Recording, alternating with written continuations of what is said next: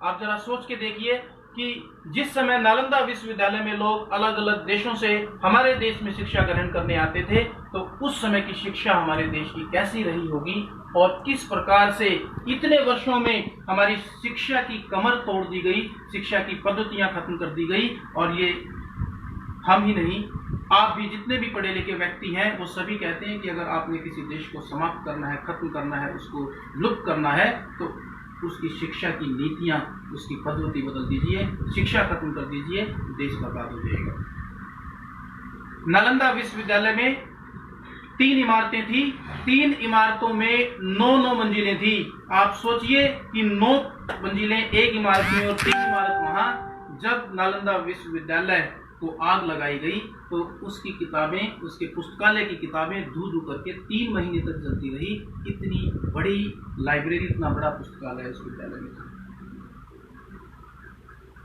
वो विश्वविद्यालय जहां बाहर से लोग पढ़ने के लिए आते थे, जब खून आए, मुख्तियार खिलजी ने हमारी यूनिवर्सिटी को इस प्रकार से ध्वस्त किया कि उसके बाद हम यूनिवर्सिटी को कभी उठा नहीं पाए। 3 बार नालंदा यूनिवर्सिटी को ध्वस्त किया गया और 2 बार हम लोगों ने नालंदा यूनिवर्सिटी को खड़ा किया, लेकिन तीसरी बार जब खिलजी ने उसके ऊपर इस प्रकार से आक्रमण किया और उसको आग लगा दी, हम उसको ठीक नहीं कर पाए। यही परिस्थितियां थी तक्षशिला विश्वविद्यालय की, वहां भी यही हुआ। मैं कुछ आपसे जानना चाहूंगा, छोटे छोटे प्रश्न हैं। आप बताएं कि पूरे विश्व में कितने देश हैं? 200। आपके पास आधुनिक यंत्र है जिसको हम मोबाइल के नाम से जानते हैं। अगर आप इस पे नेट पे चेक करेंगे तो आपको पता लगेगा कि पूरे विश्व में 195 देश हैं। 195 देशों में से 2 देश ऐसे हैं जो संयुक्त राष्ट्र के हिस्सा नहीं है, बाकी संयुक्त राष्ट्र का हिस्सा है। इन 195 देशों में से मैं एक बहुत छोटा सा प्रश्न आपसे पूछना चाहता हूं कि कितने देश ऐसे हैं जो मुस्लिम राष्ट्र हैं? कितने देश ऐसे हैं जो मुस्लिम राष्ट्र हैं? आपके लगभग 45 देश ऐसे हैं जिन्होंने अपने देश को मुस्लिम राष्ट्र घोषित किया है। 5 देश ऐसे हैं जिसमें मुस्लिम लोगों की संख्या ज्यादा है। तो कुल मिलाकर हम ये कहते हैं कि लगभग देश में 50 मुस्लिम राष्ट्र हैं। 50 मुस्लिम राष्ट्र। इसी प्रकार से जब हम बात करते हैं क्रिश्चियंस की, लगभग देश के 1/3 हिस्से पर क्रिश्चियनिटी है, क्रिश्चियंस रहते हैं। साथियों, अखंड भारत की जो हमने बात की वो किस लिए की? वो इसलिए की कि भारत बार बार खंडित हुआ। भारत को खंडित करने में क्या कारण रहे? मैं बात करता हूं आपके अफगानिस्तान की। 1876 में हमने अफगानिस्तान को खो दिया। कभी भारत पर आक्रमण करते हुए हून आते हैं। हून एक ऐसी जाति रही, उसके सामने जो भी आया हूनों ने उसको कुचल दिया। उनके सामने मंदिर आए, मंदिरों को गिरा दिया। उनके सामने विश्वविद्यालय आए, विश्वविद्यालयों को गिरा दिया। उनके सामने हिंदू आए, उन्होंने हिंदुओं को मार काट के तो चले गए। फिर मुस्लिम हमारे देश में राज करने के लिए आए। मुस्लिम लोगों ने 17 बार, चाहे वो मोहम्मद गोरी हो, चाहे वो मोहम्मद गजनवी हो, वो हमारे सोने की चिड़िया कहा जाने वाले भारत को लूटते रहे, हमारे यहाँ से सोने को ले जाते रहे। और हम किन्हीं कारणों से, आपसी फूट की वजह से, संगठित ना होने की वजह से इन लोगों को नहीं रोक पाए। बहुत सारे हमारे राजाओं ने उनको रोकने का प्रयास किया, खूब किया। तक्षशिला विश्वविद्यालय में चाणक्य ने जब अपना विक्रमादित्य को तैयार किया तो उस समय भी हम लोगों ने इन बाहरी शक्तियों को रोका। झांसी की रानी ने भी प्रयास किए, तात्या टोपे ने भी प्रयास किए, भगत सिंह, चंद्रशेखर आजाद, सुखदेव, इन्होंने भी प्रयास किए। अलग अलग समय पे अलग अलग देशभक्तों ने अपने देश को बचाने के प्रयास किए, लेकिन किन्हीं कारणों से लगभग 800 वर्ष तक हमारे ऊपर मुसलमानों का आधिपत्य रहा, 200 वर्षों तक अंग्रेजों का शासन रहा। आप सोचिए कि ऐसी परिस्थितियों में भारत कैसे खंडित हुआ। 1876 में अफगानिस्तान हमने खो दिया, 1904 में हमने नेपाल खो दिया, 1906 में हमने भूटान खो दिया, 1914 में हमने तिब्बत खो दिया।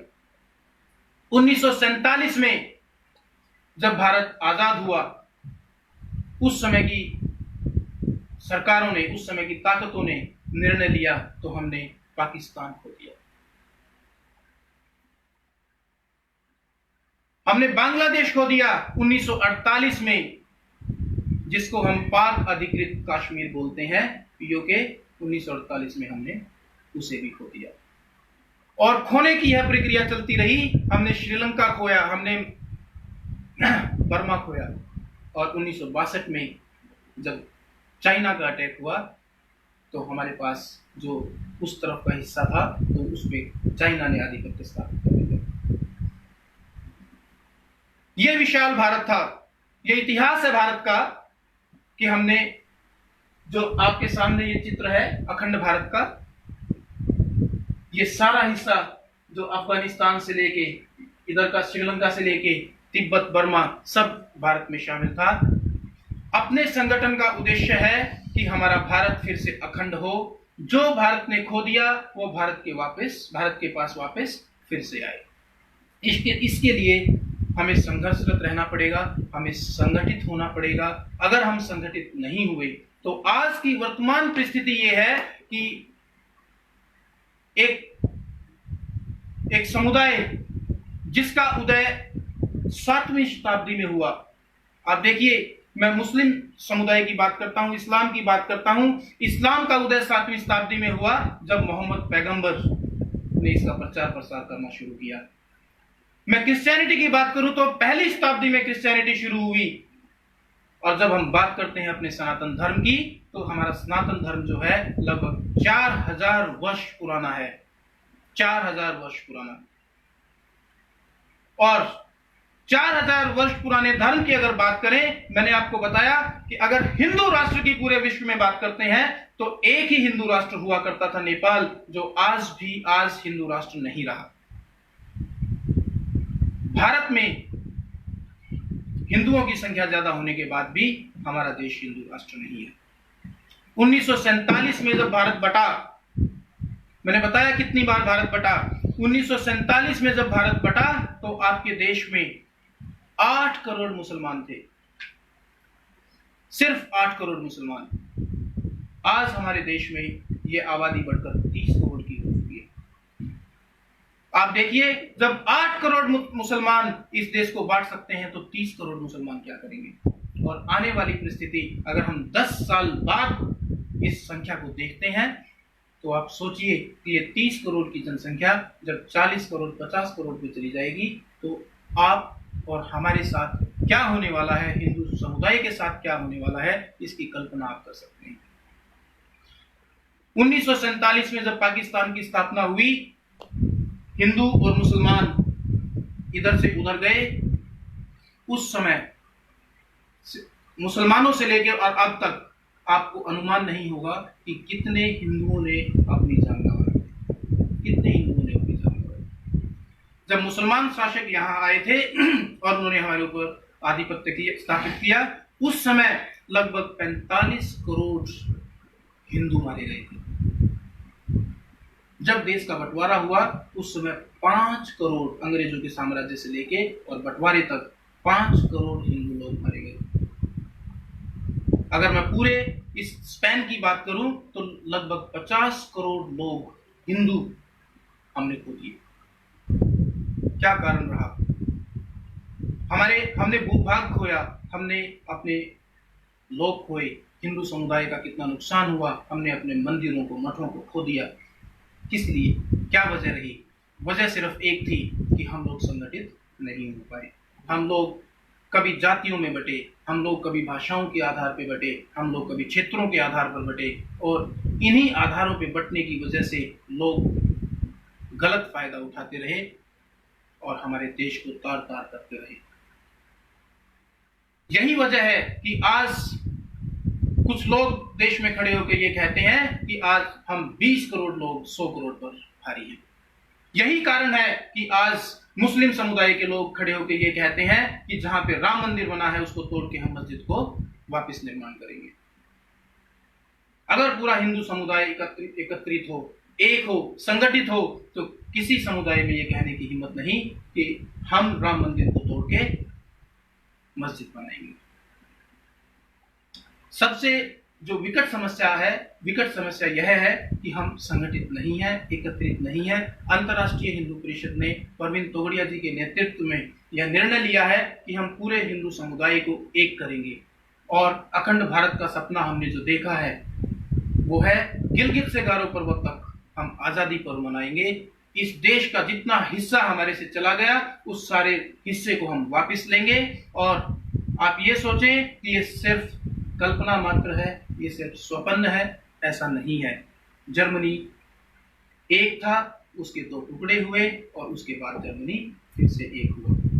इस विश्व में बहुत सारे देश ऐसे हैं जो खंडित हुए और फिर से उन्होंने अपने आप को अखंड किया। तो हिंदुस्तान भारत को हमने अखंड बनाना है। हिंदुस्तान हमारा है, हिंदुओं का स्थान है, हिंदू ही इसमें रहें। हमने अपने देश को हिंदू राष्ट्र का दर्जा दिलवाना है। बहुत सारे लोग ऐसे हैं जो कहते हैं कि हमारा देश पंथ निरपेक्ष देश है, हमारा देश धर्म निरपेक्ष देश है। धर्म निरपेक्षता हिंदू की देन है। हिंदू हमेशा से सहनशील रहा है, सरल रहा है। हिंदू ने हमेशा ये सोचा है कि कभी किसी की भावनाओं पे चोट ना पहुंचे, कभी किसी को आघात ना पहुंचाए। हिंदू बहुत ही सहिष्णु रहा है, ये हमारी स्ट्रेंथ है। परंतु जब हम बात करते हैं किसी दूसरे समुदाय की, मैं उदाहरण के तौर पे आपको बता दूं, अभी हाल ही में जो हुआ बेंगलोर में जो हुआ वो आप सोचिए कि किस प्रकार से मुसलमानों ने उस घर को घेर के आग लगा दी, किस प्रकार से उन्होंने हिंदुओं को जिंदा जलाने का प्रयास किया। अभी हाल ही में 3 या 4 दिन पहले की बात है, हिंदुओं के मंदिरों में नग्न फोटो जो लगाए गए उसके खिलाफ अंतर्राष्ट्रीय हिंदू परिषद ने आवाज उठाई और उसके बाद हमने कार्रवाई कराई इन लोगों के खिलाफ। हमें और आपको ये समझना है कि इस देश को खंडित होने से कैसे बचाएं, इस देश को फिर से कैसे एकत्रित करें। लेकिन वो एक ही मात्र रास्ता है, वो है संगठन। संगठित होना पड़ेगा, हमें अपने स्वार्थों को दूर रखना पड़ेगा। सबसे पहले राष्ट्र है, इस राष्ट्र ने हमें सब कुछ दिया है। अगर राष्ट्र नहीं है तो हम भी नहीं है।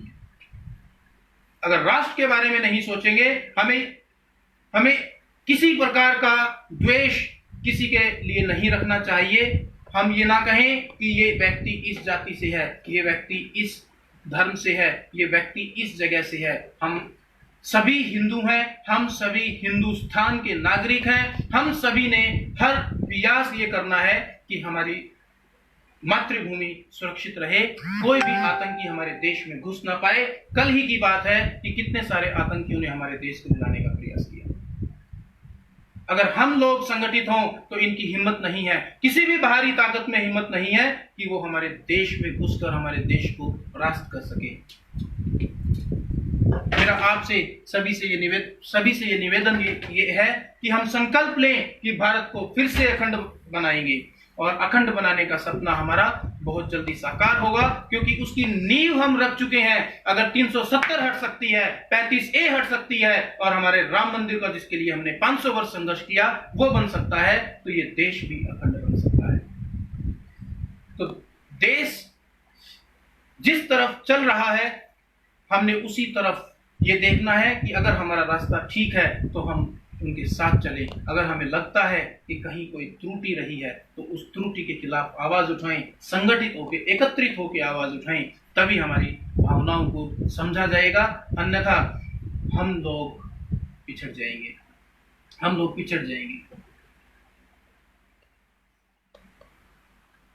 पाकिस्तान की जब हम बात करते हैं, जब 1947 में पाकिस्तान बना, उस समय उनकी आबादी, हिंदू आबादी 14.1% थी, हिंदुओं की आबादी। आज अगर आप वहां हिंदुओं की आबादी का अनुमान लगाएं, मुझे नहीं पता कितने आप इतने लोगों को पता होगा, लेकिन वहाँ पे हिंदुओं की आबादी आज की तिथि में 1.46% है। आप सोच के देखिए, पाकिस्तान जिसको उन्होंने मुस्लिम राष्ट्र घोषित किया, जिसको उन्होंने मुस्लिम बाहुल क्षेत्र बनाया, उसमें हिंदुओं की आबादी कम हुई, हिंदुओं का टॉर्चर किया गया, उनको जलील किया गया, उनका मान सम्मान, उनकी औरतों का मान सम्मान छीन लिया गया। हमारे यहाँ क्या हुआ? भारत में हमने इस समुदाय के लोगों को पूरा सम्मान दिया, हमने बगैर किसी भेदभाव के इन लोगों को अपनाया और उसके बाद इनकी जनसंख्या में बढ़ोतरी हुई। पाकिस्तान की तरह यहाँ जनसंख्या कम नहीं हुई। हिंदुस्तान में, भारत में इनकी जनसंख्या बढ़ी, लेकिन उसके बदले में क्या मिला? उसके बदले में क्या मिला? मुस्लिम लीग की जब स्थापना हुई तो किस लिए हुई, ये आप और हम सब जानते हैं। अलीगढ़ मुस्लिम यूनिवर्सिटी की जब स्थापना की गई तो उसके पीछे उद्देश्य ये था कि ये मुस्लिम समुदाय के युवा पीढ़ी को भारत के प्रति द्वेष भाव से भर दे, ये इनकी साजिश थी। अगर उस समय मोहम्मद अली जिन्ना की राजनीतिक महत्वाकांक्षाएं ना रही होती तो शायद पाकिस्तान ना होता।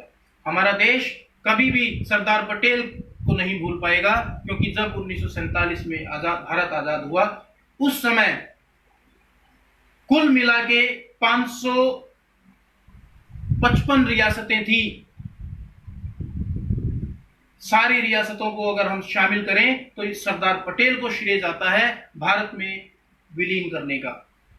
अगर ये सारी रियासतें भारत में विलीन ना होती तो और समस्या हमारे लिए बढ़ती। तो सिर्फ जम्मू और कश्मीर जो रियासत थी वो हम किन्हीं कारणों से, या यूं कहें कि सरकार के उस समय जो सरकार थी उसकी वजह से हम उसको भारत में विलय नहीं कर पाए और उसका नतीजा था 370। लेकिन हम सरदार पटेल का यह एहसान कभी नहीं भूल सकते। तो इस देश को बहुत सारे सरदार पटेल की जरूरत है और वो आप में से, युवा पीढ़ी में से निकल के आएंगे। इस देश को एक देखने वाले, इस देश को सबसे आगे देखने वाले, हिंदू को आगे देखने वाले हमारे इसी समाज से निकल के आएंगे। तो मेरा आप सबसे ये निवेदन है कि आज के दिन ये संकल्प करें कि आज से, अभी से हम सिर्फ और सिर्फ अपने देश के लिए सोचेंगे, अपने देश के लिए विचार करेंगे। अगर भगत सिंह अपने देश के लिए विचार ना करके अपने स्वार्थों में घुस जाते तो वो देश के प्रति इतने समर्पित ना रह पाते। बहुत सारे काम है, बहुत सारी चीजें हैं। आपको कभी अपने परिवार की सोच नहीं है, आपको कभी अपने रिश्तेदारों की सोच नहीं है, आपको अपने भाईचारे की सोच नहीं है, लेकिन आपको अपने रोजगार की भी सोच नहीं है। परंतु मैं ये कहता हूं कि अगर देश है तो ये सारी चीजें हैं, देश नहीं है तो ना हमारे पास रोजगार है, ना हमारे पास रिश्तेदारी है, ना हमारे पास परिवार है। देश के ऊपर आपत्ति का मतलब है कि हमारे ऊपर आपत्ति। हमें आपत्ति और देश के बीच में खड़े हो जाना है, आपत्ति को मिटाना है, उस समस्या का निदान करना है, अपने देश को बचाना है, अपने धर्म को बचाना है, देश को अखंड बनाए। अंतर्राष्ट्रीय हिंदू परिषद अखंड भारत दिवस एक दिन का नहीं मनाता कि हम सिर्फ 15 अगस्त को मनाएं, हम अखंड भारत दिवस पूरे माह मनाते हैं। हमारा जो ये अंतर्राष्ट्रीय हिंदू परिषद है ये इस कार्यक्रम को 31 अगस्त तक मनाता है और अलग अलग जगह कार्यक्रम करके लोगों में जागृति फैलाने का काम करता है। हमारा काम है जन जागरण का। हमने ये संकल्प लेना है कि कोई भी हिंदू परेशान ना हो, किसी हिंदू के ऊपर कोई आपत्ति ना हो, कोई भी हिंदू भूखा ना सोए। हमारे जो संस्कार हमें अपने माँ बाप से मिले, अपने पूर्वजों से मिले, हम उन संस्कारों को संजोए रखें और अपने आने वाली पीढ़ी को वो संस्कार दें। गौ माता के लिए जो हमारी जिम्मेदारी बनती है, हमारा दायित्व बनता है, गौ माता की हम रक्षा करें, उसकी सुरक्षा करें। गौ माता के मांस मीट खाने वालों के खिलाफ कानून बने, इस प्रकार से हमारे जो संगठन के कार्यकर्ता हैं काम करते हैं। अपने मंदिरों पे, अपने मठों पे किसी प्रकार की कोई समस्या ना रहे, मंदिर और मठ की सुरक्षा करना हमारा दायित्व है। आपने भी ये संकल्प लेना है कि हम अपने मंदिरों की सुरक्षा करेंगे। जहां जहां हमें ये लगे कि हमारे मंदिरों पे कोई संकट है, उसी समय वहां पे एकत्रित होके और संगठित होके हम अपने मंदिरों को बचाएं। हमने ये देखना है कि हमारे जो संत हैं वो सुरक्षित रहें। संत समुदाय का हमारे हिंदू समाज को आगे बढ़ाने में बहुत सहयोग रहता है, तो अपने संत समुदाय का भी हम पूरा ध्यान रखें, तो तभी हम अपने भारत को अखंड बना पाएंगे। तो अखंडता हमारे देश के लिए बहुत जरूरी है, यह अनिवार्य है। अपनी भाषा को ना छोड़ें, लेकिन भाषा की वजह से जो हमारे अंदर भेदभाव है, हम उस भेदभाव को दूर करें। किसी प्रकार का भेदभाव किसी में ना करें, जाति पाति में ना बटें। सिर्फ एक ही बात ध्यान रखें कि हम हिंदू हैं और हिंदुस्तान के नागरिक हैं। अपने सभी मंदिरों को, मठों को हमने बचाना है, हिंदू के लिए लड़ना है, हिंदू ही आगे रहे, इस प्रकार के कार्यक्रमों में हमने सम्मिलित होना है और भाग। हिंदू ही आगे रहे, इसके लिए क्या करना है हमें? बहुत छोटी सी चीज आपको बताता हूं। हम बात करते हैं मुस्लिम समुदाय की। कहते हैं कि मुस्लिम अल्पसंख्यक हैं। अल्पसंख्यक का जो मापदंड सरकार ने हमें दिया है, वो मापदंड यह है कि कोई भी समुदाय जिसकी जनसंख्या हमारी टोटल जनसंख्या, टोटल पॉपुलेशन से 10% कम है, उसको अल्पसंख्यक का दर्जा दिया जाए। लेकिन आप अपने मोबाइल फोन्स में नेट को यूज करके सर्च करेंगे तो मुसलमानों की जो संख्या भारत में है, जो सरकार बताती है कि इनकी इतनी संख्या है, वो 14.1 या 2% है। अगर इनकी जनसंख्या 14% है तो इनको अल्पसंख्यक का दर्जा कैसे मिला? इस बात का प्रश्न आप लोगों ने पूछना है। क्यों हम संगठित नहीं हो पा रहे? क्यों अल्पसंख्यक का दर्जा लेके ये आपकी जगह रोजगार लेते हैं? क्यों अल्पसंख्यक का दर्जा लेके ये वो सारे अधिकार पाए हुए हैं जिन अधिकारों का आपको अधिकार है? मेरा आपसे यही निवेदन, यही अनुरोध है कि अपने देश को अखंड बनाएं, देश के लिए जन जागरण करें। अलग अलग प्रांतों में, अलग अलग जिलों में, अलग अलग प्रखंड में जाके अपने देश के बारे में विचार करें, दूसरों को बताएं कि किस प्रकार का हमारा देश था, कहां से कहां तक फैला हुआ था। आज की परिस्थिति में, वर्तमान परिस्थिति में अगर मैं बताऊं तो अपने देश की जो लंबाई और चौड़ाई है वो 3200 किलोमीटर से लेके 2900 किलोमीटर है, लंबाई और चौड़ाई। इसका अर्थ है कि कई लाख किलोमीटर भूभाग हमने खो दिया। हमें वह वापस पाना है और जो हिंदू का मान सम्मान इस विश्व में था, वही मान सम्मान जो नालंदा और तक्षशिला के समय था, वही मान सम्मान जो सनातन धर्म के व्यक्ति का था, उसको हमने दोबारा से पा लेना है। तो इन्हीं शब्दों के साथ सिर्फ 4 पंक्तियां मैं आपको कहूंगा और विश्वास कीजिए कि जब हम संगठित होंगे उस समय कोई भी शक्ति ऐसी नहीं होगी जो हमारा सामना कर पाए, जो हमारा मुकाबला कर पाए। एक कवि ने लिखा है, हम वो कलम नहीं है जो बिक जाती हो दरबारों में, हम वो कलम नहीं है जो बिक जाती हो दरबारों में, हम शब्दों की दीप शिखा है अंधियारे चौबारों में, हम वाणी के राजदूत हैं, सच पर मरने वाले हैं, डाकू को डाकू कहने की हिम्मत करने वाले हैं।